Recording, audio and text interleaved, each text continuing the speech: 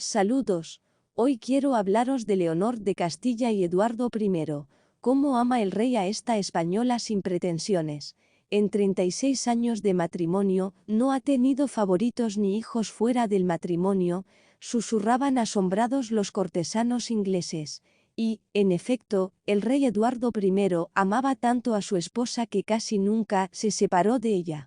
En todas las campañas militares, la fiel Leonor estaba a su lado, y a menudo daba a luz a sus hijos en las mismas condiciones de marcha. Leonor nació en 1241 en Castilla. Era hija del rey Fernando III de Castilla y León y de su segunda esposa Juana, condesa de Ponthieu. Leonor tenía 2 hermanos y 7 hermanastros. La princesa recibió una buena educación y era muy aficionada a la lectura. La niña perdió a su padre a los 11 años.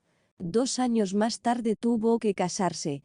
Su hermano mayor, Alfons, que se convirtió en el nuevo rey de Castilla, organizó para ella una unión dinástica con Eduardo, hijo del rey Enrique III de Inglaterra. Los 2 reyes acordaron que la infanta española aportaría como dote al príncipe inglés el rico ducado de Gascuña, que se encontraba en Francia. Y en 1254 se celebró en España la boda de estos 2 niños casi inmaduros. El novio tenía 15 años y la novia 13. Eran primos terceros entre sí.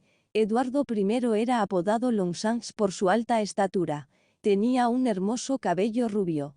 Es cierto que el príncipe tenía un párpado ligeramente caído en un ojo, pero en la corte se le consideraba un joven atractivo. La joven Leonor se enamoró de su marido a primera vista. No hay ninguna descripción del aspecto de la princesa en los manuscritos, de lo que podemos deducir que su apariencia era corriente. Por ejemplo, su suegra era considerada la principal belleza de la época, y los cronistas dejaron muchas descripciones de su aspecto. A pesar de ello, el príncipe se enamoró de la encantadora esposa. Eduardo siempre vio ante sí el ejemplo de sus padres, el rey Enrique III y Leonor de Provenza, que estaban felizmente casados. Por ello, en su familia, el príncipe se esforzó por conseguir una relación similar.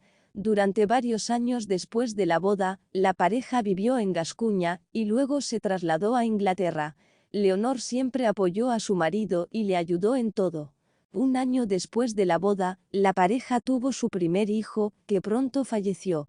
En total nacieron 16 hijos de este matrimonio, pero solo 6 de ellos llegaron a la edad adulta, un hijo y 5 hijas.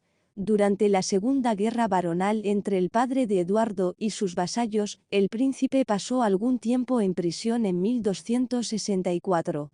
Después fue capturado por los varones rebeldes contra los que luchaba. Su joven esposa Leonor fue puesta bajo arresto domiciliario por los varones en el Palacio de Westminster. Eduardo consiguió escapar pronto de su cautiverio, y el rey Enrique III sofocó la rebelión de los varones y liberó a su nuera.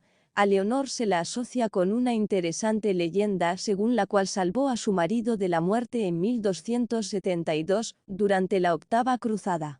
Por aquel entonces, durante el asedio de Acre en Palestina, un asesino se coló en los aposentos de Eduardo, apuñaló al rey en el brazo con una daga envenenada. Según la leyenda, Leonor corrió hacia su marido y le chupó la sangre envenenada de la herida. Esta leyenda fue tan popular que los artistas pintaron muchos cuadros basados en ella. En realidad, sin embargo, cuando la herida supuró, el curandero realizó una pequeña operación al príncipe y la mano se salvó. El padre del príncipe, Enrique III, murió en 1272 y Eduardo I ascendió al trono de Inglaterra. Leonor tenía 31 años cuando se convirtió en reina. En aquel momento, la pareja aún no tenía heredero al trono, pero tenía varias hijas sanas. Tras el nacimiento de 2 niños que murieron en la infancia, en 1273 tuvieron a su esperado hijo Alfonso, que durante mucho tiempo fue considerado el heredero al trono.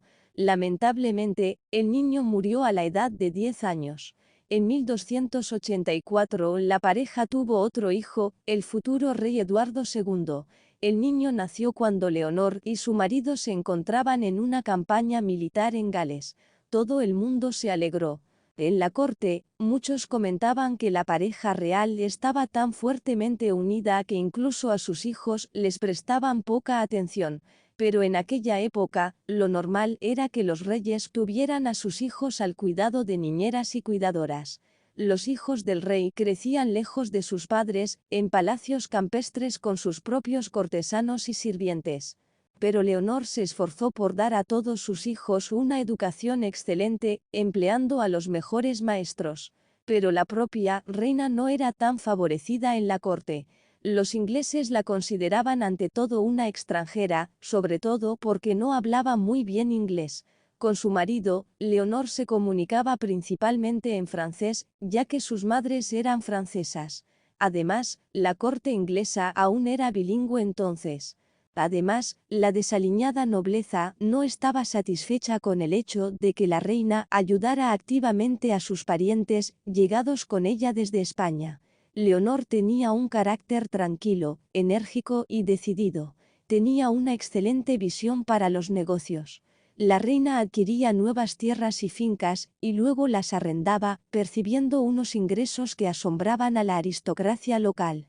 No participaba mucho en la vida política del país, pero siempre patrocinó el arte y la literatura, fomentó la tapicería y se aficionó a diseñar jardines reales.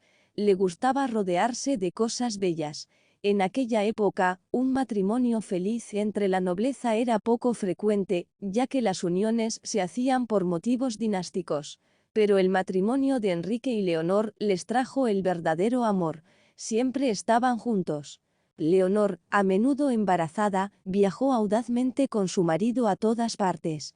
Fue con él a Palestina, Gales, Sicilia y Escocia. Eduardo pasó la mayor parte de su vida en guerras interminables, así como en brutales campañas contra Escocia, por las que recibió el apodo de Martillo de los escoceses. Era famoso por su carácter duro y violento, por lo que la mayoría de sus súbditos le temían. Pero no Leonor. A su lado, él se transformaba. Entre los cónyuges había relaciones tan tiernas que en las crónicas se conserva un divertido registro de ellas. Al final de la Cuaresma, las damas de honor de la reina exigieron a Eduardo un rescate por el derecho a entrar en la alcoba de Leonor después de la Cuaresma, y el rey pagaba de buen grado este gracioso rescate todos los años. Se le hizo tan habitual que incluso cuando la reina murió, el primer día del final de la Cuaresma tras su fallecimiento, Eduardo repartió dinero entre las damas de la corte de la reina. Era como si su esposa siguiera viva. En los últimos años de su vida, Leonor empezó a caer enferma. Probablemente, los numerosos embarazos y partos habían minado su salud. La reina murió en 1290 en Lincoln a la edad de 49 años, presumiblemente de fiebre. Eduardo estuvo presente en la muerte de su esposa. Estaba tan conmocionado por su fallecimiento que no salió de sus aposentos durante varios días. El rey ordenó entonces erigir 12 cruces de piedra en honor de su esposa en las ciudades por las que su cuerpo fue transportado a Londres. 2 cruces han llegado hasta nuestros días. Con el paso de los años, los consejeros insistieron en que Eduardo volviera a casarse porque, a pesar de sus muchos hijos, solo tenía un varón, y la corona necesitaba herederos. Así que 9 años después de la muerte de su esposa, Eduardo volvió a casarse. Su segunda esposa fue la princesa francesa Margarita en 1299. Tuvieron 2 hijos y una hija. Y Eduardo conmovedoramente llamó a su hija Eleanor en honor a su primera esposa.